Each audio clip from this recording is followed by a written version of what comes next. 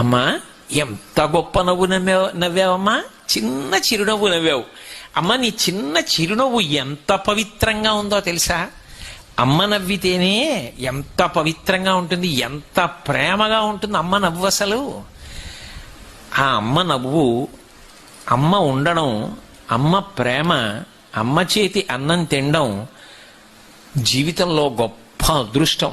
అది ఒకసారి కోల్పోయిన వాడు మళ్ళీ పొందాలి అంటే అమ్మ లాంటి వాళ్ళు ఉంటారేమో, కానీ అమ్మగా నిలబడగలిగిన వాళ్ళు మాత్రం అమ్మ ఒక్కతే.